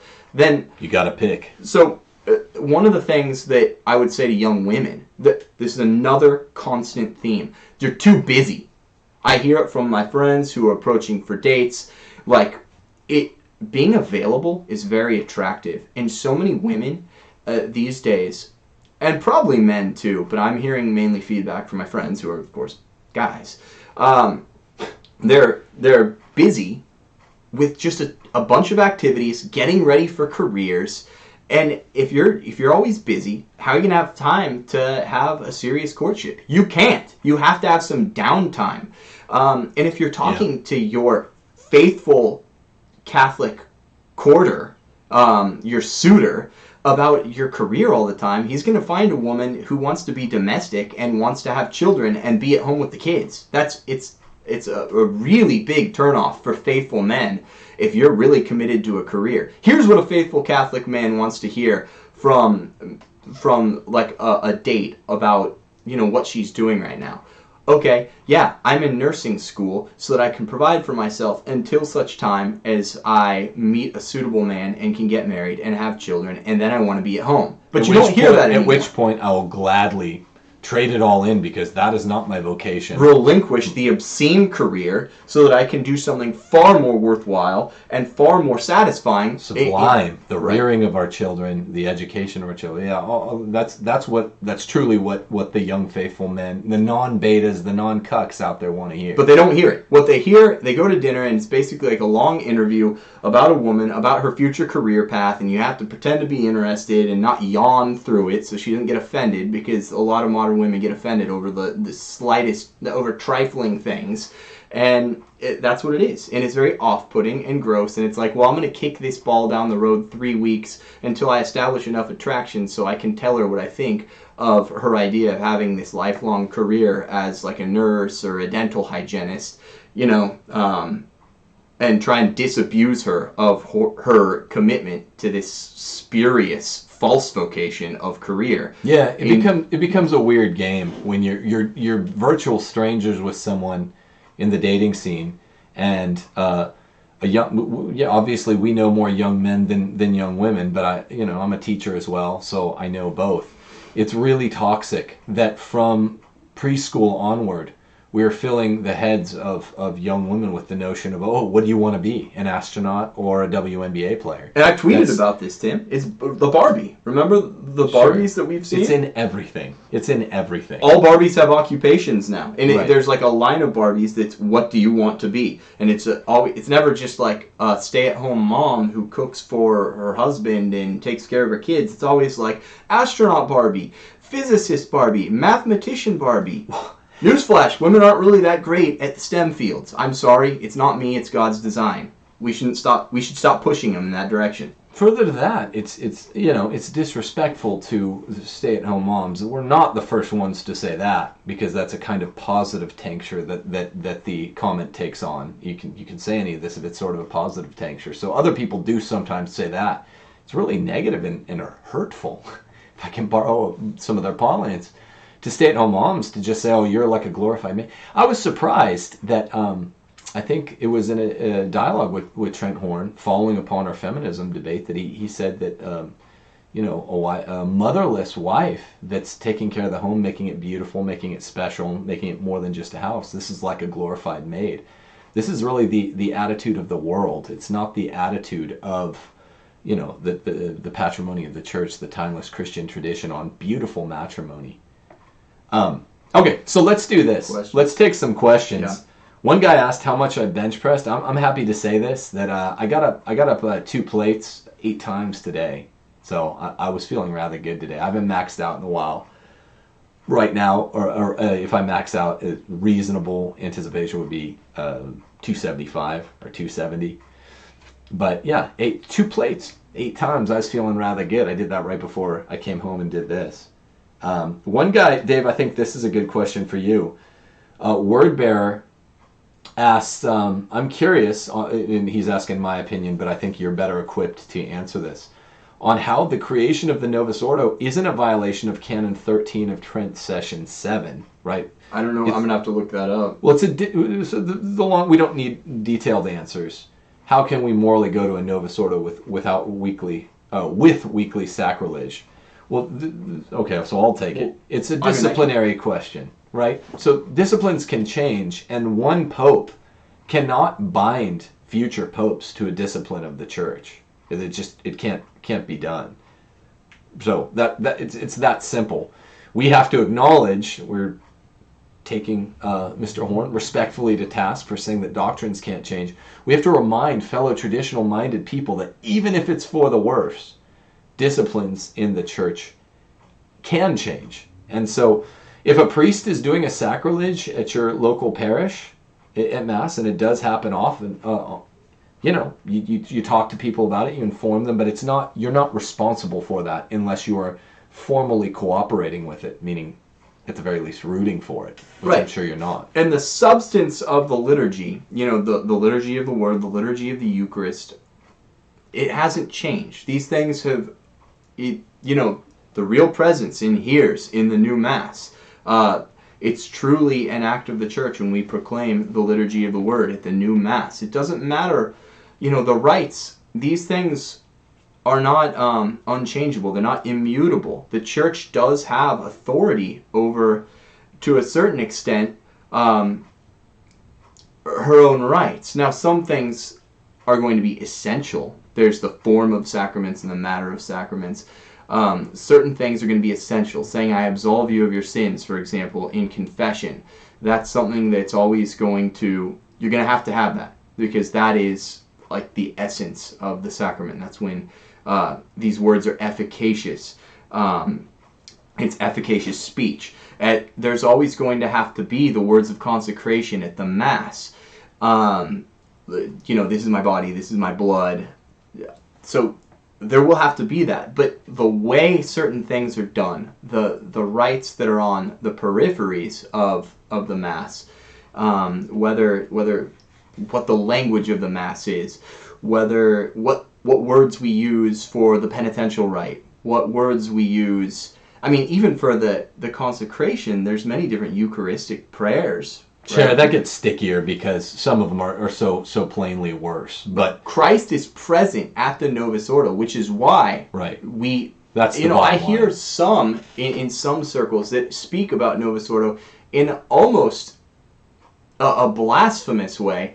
And I don't mean to say there aren't problems with it. There are, and it makes me every bit as mad as it makes all of you when I see a priest substituting in gender-neutral language for the creed, or some intolerable abuse such as this. That makes me just livid with anger, and it kind of splits my interest, right? Because I want to be there getting all of the graces of the Mass and saying my prayers and really focusing on Christ's presence and cooperating with the priest in my own lay way in offering up this sacrifice. So it is bothersome to me, but at the same time, know that you are getting those graces, those sacramental graces that we receive from the Eucharist when you go to even a Novus Ordo that is just rife with abuses. You are getting those graces. Now you might. And you're not accountable for the real Right. the real point of this. The sharp point of this question was, are you morally accountable for being at a Novus Ordo Mass with a priest? Unless you're rooting in your heart, which would become, or encouraging the priest after Mass, keep doing those liturgical abuses, which are horrible, heinous. You should find a better parish if you can, a better version of Mass. Find a TLM near you, but you're not morally responsible. So And yeah, you are getting graces from it. It's not like if you go to these things where there are abuses taking place. It's truly the real body, the true body and blood of Christ that's on the altar. And remember, and this is dogma, yeah. the priest doesn't need to be in a state of grace to be Right. validly confecting the sacraments. So It's a heresy to say that he Right. does. this It's a is settled heresy. in the early church. Early church early on. heresy to say that the priest has to be. I mean, so let's take St. Gallen theory at its term. I mean, I believe it full on. These guys are interlopers in the church. A lot of the wicked prelates and a lot of the wicked priests that Bella Dodd talked about, they can consecrate a host. It's valid if it meets the standards of validity, even if it would shock our deepest sensibilities about motive and things like that. So let's wrap that one up. Just one final point here. So the church controls its disciplines. You know, it has the keys that were given to it by Christ. So they have the power to deal with the accidents of the liturgy, right? So they have the power to make changes to the accidents of the liturgy. They can't change the substance or the essentials of the liturgy. You know, they're never going to say you don't have to read the gospel in the liturgy of the word. They're never going to say you don't have to say the words of consecration in the liturgy of the Eucharist. Those it isn't at liberty to change, but it is at liberty to change the form by which we say prayers to prepare ourselves for the liturgy of the word and the liturgy of the Eucharist. It has control to a certain extent over the rites, and this control was given to it by Christ himself with the keys of the kingdom of heaven and the power to bind and loose. John Farrell asks, what authority determines who's the guilty party when Catholics divorce? So there are canonical tribunals. You don't really want to trust what their determination is because it's such a low floor, and such a high ceiling that they set. Really, I mean, the standard wisdom among faithful priests is you never want to get a divorce if there's some physical danger to one of the parties. You can separate. A no-fault divorce is, of course, a civil determination, and it has no bearing on. This is not a question of moral theology as it divines culpability. So, no-fault divorce is wicked. It spiked the divorce rates in the country, and it should have no bearing on the canonical tribunals in our local areas that are basically handing out annulments like candy. Many local tribunals report like 99.5% grants of annulment. It's disgusting. It's basically Catholic no-fault divorce. the rule of thumb is don't get a divorce. If there's some need for exigent, pressing need for safety, then you can get a separation. Don't get a divorce. Well, there's still some times when the church allows for civil divorce in extraordinary, not ordinary, extraordinary circumstances. And if you're wondering what those are, you're not in them. If there is a need to separate officially financially from somebody or to have your identity hidden, then you can contract a civil divorce. But these are extraordinary circumstances. 1 in a million. Yeah, one in it's a million. 1 in a million. So Here's another. We should have done this in rules for retrogrades. You're not the exception to a rule. Everybody always assumes they're the exception to a rule. You're not the exception. Right. That's just, you can take that to the bank. If you're the exception, you know it. Right. And it's just, you're the exception once in a lifetime. Right. The other thing about no-fault divorce, in the wake of no-fault divorce, which was ushered in with the express intent of advancing feminism, for one, because it untethered women from a home which feminists say shackled them, it hamstrung them. So it was a way of ending, quote, male oppression. So it was very much desired by those in the feminist movement. But in the wake of this, we have seen the most rotten fruit. The divorce rate, as Tim said, spiked. And it used to be that you would have to have a party who did something wrong, some grave sin against the marriage, whether it's abandonment of a spouse or adultery, infidelity, and then the courts would step in and they'd grudgingly award this divorce to the aggrieved party, so that spouses would be divorced. And then there would be punitive measures as far as alimony awards go against the person who was at fault for the divorce. And this reflected in the legal system an acknowledgement, and this is even in U.S. Supreme Court dicta, an acknowledgement that marriage is not just a regular contract. You know, and I've said this before on air, is people tend to conflate what's in the law with what's in the civil law with what's in the moral law.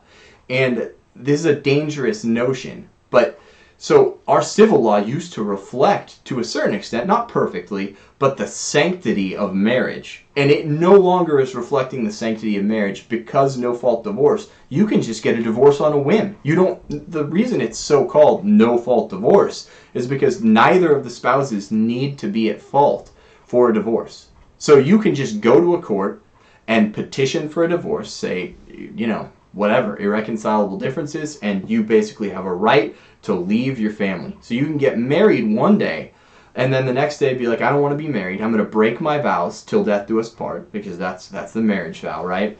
And then you can just cleave from your family, leave them high and dry, and that's the essence of no-fault divorce. So it makes sense that a lot of secularists, a lot of Hollywood stars are doing away with marriage. They're like, well, why would I want to take the risk of tethering myself who could leave me after one day? But these are the fruits of no-fault divorce. So it's a very evil institution because the civil law, Tim, should reflect the higher moral law from God. So no-fault divorce took the civil law and took it way farther away from that eternal moral law that marriage is for life. So that's never a good thing. Mrs. Casey asked, have I listened to last Friday's Catholic Answers with Trent Horn, of course, and Tim Staples talking about doctrine? I understand they're again trying to do damage control, responding to what Trent said about doctrine in both of our debates, death penalty and feminism. I heard a clip, and Chris actually had a whole write-up, workup on it. And again, we'll see you Wednesday. Chris will be back with us. It won't be live. It'll be a pre-recorded show. So he had a lot on this, and he's the one that told me that they'd been talking about it. I understand. Look, people, we don't, everyone out there appreciates what Catholic Answers did for many of us, in the car 5, 6, 7 years ago, for particularly sure. At the beginning of the Francis Pontificate. It's been less stellar in the late years of Francis's pontificate, but we're all praying, we're all hoping that Catholic Answers comes back around. They back away from this landmine of changing their own articles, which happened last week, and changing the article that said that doctrine can't change. quit justifying this falsity, and time will tell whether or not they will do this. I mean, this happens in the life of the church, in the life of the world.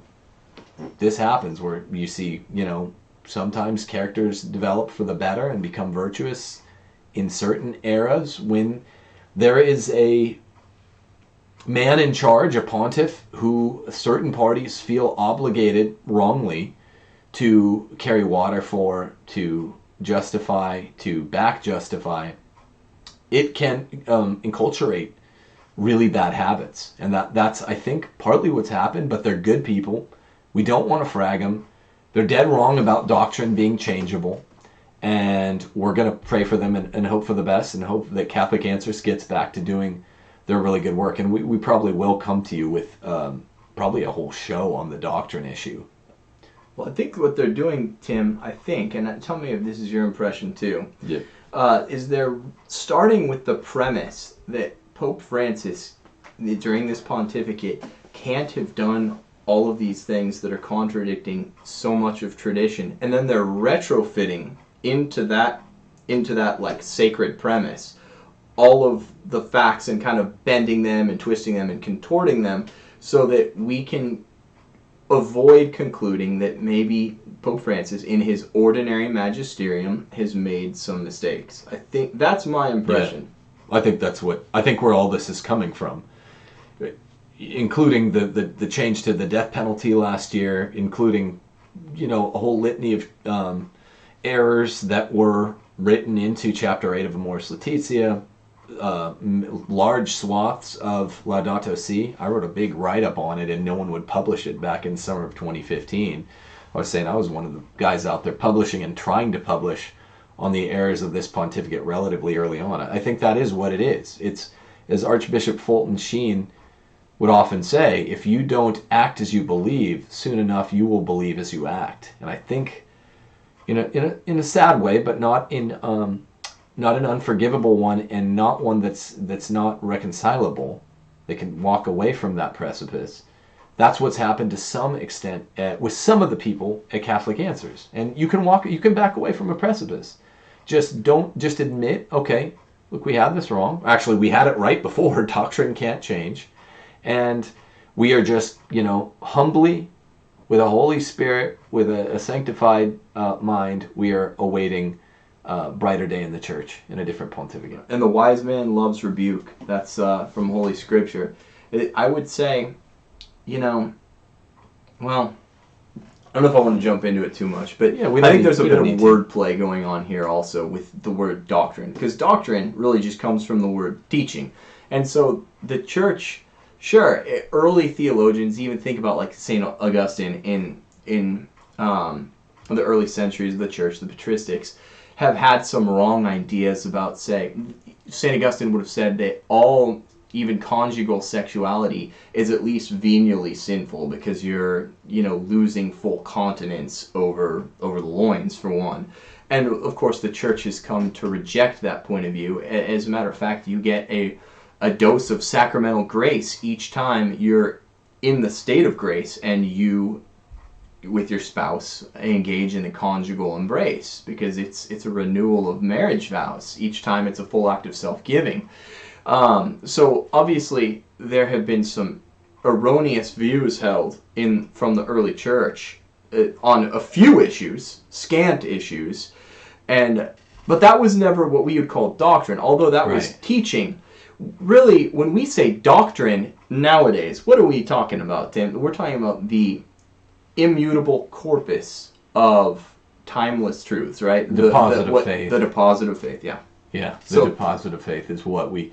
Yeah, I mean, and then, Trent's getting himself into a fear. We really need to do a full show on it. The 6 levels of truth, summarized by a couple thinker and by the, recently canonized Cardinal Newman. I mean, even this stuff itself is not doctrine.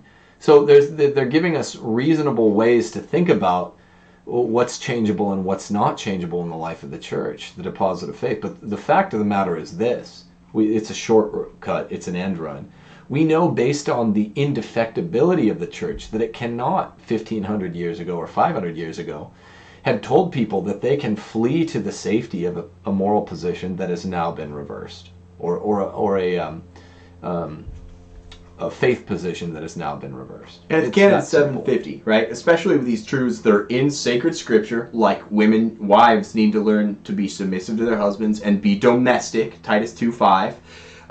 These things that are in sacred scripture that have been borne out by the witness of tradition and which are in the magisterium, those things are part of the deposit of faith, and they're not just changeable disciplines. It's canon 750.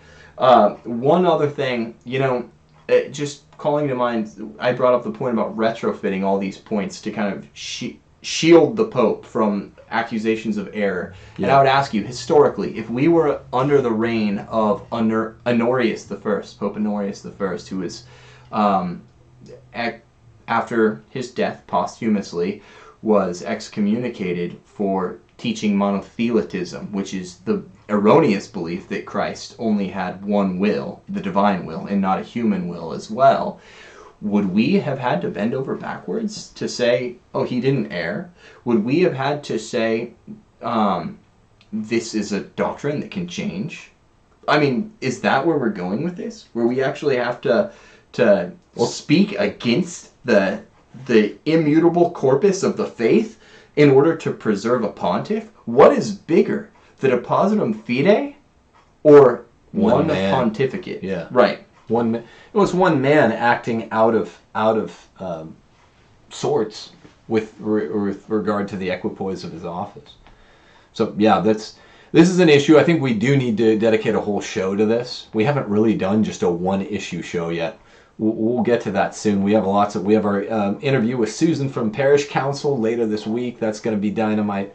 We'll bring you a show on Wednesday on the final document from the Shamazonian Synod. We have an interview with Michael Knowles next week that we were pleased to offer you. That should hit, I think, Wednesday of next week. Lots of good stuff, but we're going to get to more one-topic shows. We're just kind of we're versatile guys here. We're trying to be Renaissance men. Dave played in the chess tournament this past weekend. We got lots going on. We're watching the boxing, doing boxing interviews. We got boxing in my garage here. Lots Sorry, of. I broke your speed bag. Yeah, he owes me a new speed bag. So we're versatile guys. People are asking, is Buster Douglas Catholic? Why interview a non-Catholic guy? This is the retrograde way. We're called to be excellent across the board in a time, particularly in a time like this. Right. Just because someone's not Catholic doesn't mean they can't show virtue in some way. Now, obviously, I'd like it best if he were Catholic, and I hope he's evangelized and brought into the bosom of the faith one day. We're steering him that way, but I mean that's how you evangelize. But also, he has extraordinary arete, virtue, in ways that both of us have always found in the realm of boxing and fighting and physical fitness that both of us have found admirable. It's character, right? It's character. I would interview General Patton also on masculinity, even though, to my knowledge, he wasn't Catholic. Right. Maybe he was. So some not all our actually he was. He had a deathbed conversion. Yeah. There's a whole litany of guys that allegedly had deathbed conversions. George Washington had a real one, and I would interview him, by the way. I think Bobby Fischer did also. He was reading G.K. Chesterton, so the chess great Bobby Fischer, I think, died in the bosom of the faith. What's up? Yeah. No, we can't get him because he's dead. Yeah. But so, yeah, we got lots of good shows coming up. People, thank you for the super chats, by the way. We tried to get all your questions. Carry your cross. Everyone go there. There's a discount if you say, type in Tim for the code, discount on your Carry Your Cross products. They'll have cool stuff. I'd rather show you the back of this shirt, but I wanted to be wearing it. There's a bigger logo there. Remember to subscribe to the channel. We're at 4,000 in a week. We feel really good about that. Thank you. Hit the bell, share, and please help us with Patreon too. Yeah, go to find our Patreons, find Chris's. He's been underrepresented because he hasn't been able to make it for the first 2 live shows. We will be with you Wednesday again. That will be a pre-recorded show. Join us on the chat, and thank you guys very much. Have a great evening. We'll see you in 2 days. Take it easy.